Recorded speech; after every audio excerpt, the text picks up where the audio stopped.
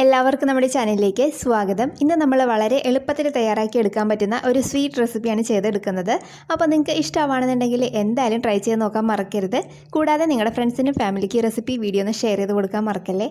ആരെങ്കിലും നമ്മുടെ ചാനലിലേക്ക് ആദ്യമായിട്ട് വന്നിട്ടുണ്ടെങ്കിൽ ഒന്ന് ചാനൽ സബ്സ്ക്രൈബ് ചെയ്യാനും മറക്കല്ലേ. അപ്പോൾ നമുക്ക് പെട്ടെന്ന് തന്നെ സ്വീറ്റ് റെസിപ്പി ചെയ്തെടുക്കാം. അതിന് വേണ്ടിയിട്ട് മിക്സിയുടെ ചെറിയ ജാറ് ഞാനിവിടെ എടുത്ത് വെച്ചിട്ടുണ്ട്. ഇതിലേക്ക് 1 കപ്പ് ചെറിയ നാളികേരമാണ് ചേർത്ത് കൊടുക്കുന്നത്. അപ്പോൾ ഞാനിത് വളരെ ചെറിയൊരു എമൗണ്ടാണ് ചെയ്യുന്നത് കേട്ടോ, അതുകൊണ്ടാണ് 1 കപ്പ് നാളികേരം ചേർക്കുന്നത്. ഇതിനി നമുക്ക് നന്നായിട്ടൊന്ന് ചതച്ചെടുത്തിട്ട് കൊണ്ടുവരാം. അപ്പോൾ നമ്മൾ ചതച്ചെടുക്കുന്ന സമയത്ത് ഇതിനകത്ത് വെള്ളമൊന്നും ചേർക്കേണ്ട ആവശ്യമില്ല, നന്നായിട്ടൊന്ന് ഒതുക്കിയെടുക്കാം കേട്ടോ. അപ്പോൾ അതാ ഞാൻ തേങ്ങയൊക്കെ ഇവിടെ നന്നായിട്ടൊന്ന് ചതച്ചെടുത്ത് കൊണ്ടുവന്നിട്ടുണ്ട്. ഇത് നമുക്ക് ചൂട് കട്ടിയുള്ളൊരു പാത്രത്തിലേക്ക് മാറ്റി കൊടുക്കാം. ഇനി ഇതിലേക്ക് ഒരു 2 ടേബിൾ സ്പൂൺ പാൽപ്പൊടിയാണ് ചേർത്ത് കൊടുക്കുന്നത്.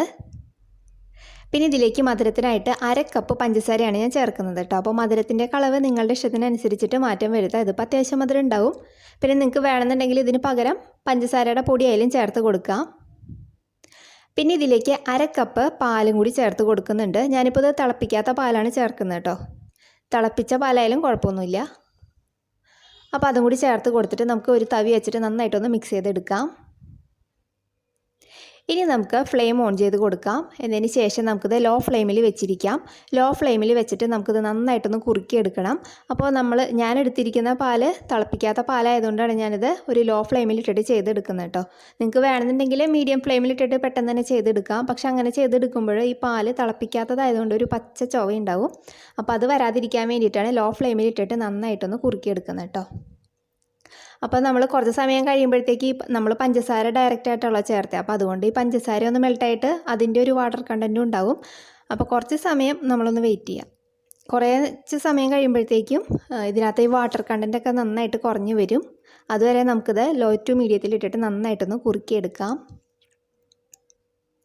അപ്പോൾ അതാ ഇവിടെ ഏകദേശം വെള്ളമൊക്കെ വറ്റി ചെറുതായിട്ടൊന്ന് ഡ്രൈ ആയി വരാൻ തുടങ്ങുന്നുണ്ട്. ഈ സമയത്ത് ഞാൻ ഇതിലേക്ക് ഒരു 3 ടേബിൾ സ്പൂൺ റോസിൻ്റെ സിറപ്പാണ് ചേർക്കുന്നത് കേട്ടോ. അപ്പോൾ ഇതിൻ്റെ വീഡിയോ ഞാൻ ഓൾറെഡി ചെയ്തിട്ടുണ്ട്. അപ്പോൾ അത് കാണാത്തവർക്ക് വേണ്ടിയിട്ട് അതിൻ്റെ ലിങ്ക് ഇതാ ഇവിടെ മുകളിൽ കൊടുത്തേക്കാം.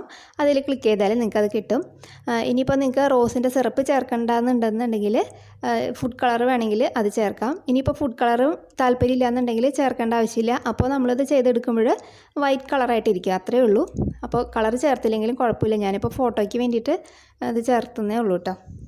അപ്പോൾ അതും കൂടി ചേർത്ത് കൊടുത്തിട്ട് നന്നായിട്ടൊന്ന് മിക്സ് ചെയ്ത് കൊടുക്കാം.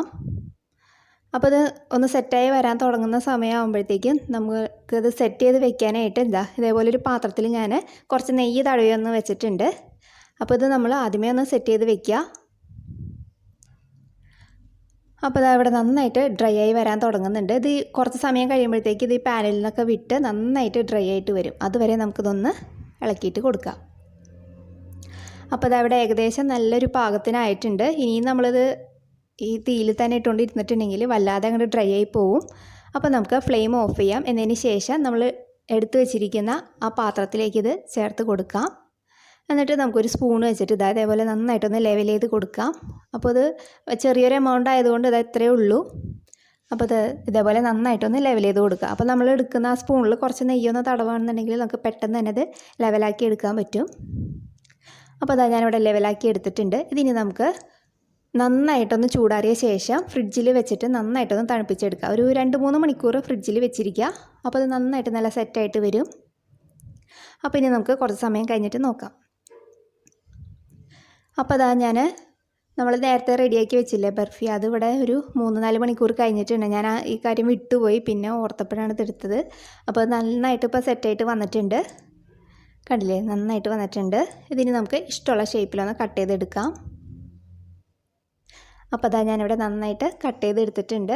അപ്പോൾ നിങ്ങൾക്ക് ഏത് ഷേപ്പിൽ വേണോ ആ ഷേപ്പിൽ കട്ട് ചെയ്തെടുക്കാം. ഇതിപ്പോൾ വളരെ കുറച്ചൊരു എമൗണ്ടല്ലേ ഉള്ളൂ, അപ്പോൾ ഇത്രയേ ഉള്ളൂ. അപ്പോൾ ഇതിൻ്റെ മേലേക്ക് ഞാൻ കുറച്ച് പിസ്ത ഒന്ന് ചോപ്പ് ചെയ്തെടുത്തത് ചേർക്കുന്നുണ്ട്. നിങ്ങൾക്ക് ഇതിന് പകരം അണ്ടിപ്പരിപ്പോ കിസ്മിസോ എന്തെങ്കിലുമൊക്കെ വെച്ച് കൊടുത്തിട്ട് ഒന്ന് അലങ്കരിച്ചെടുക്കാം.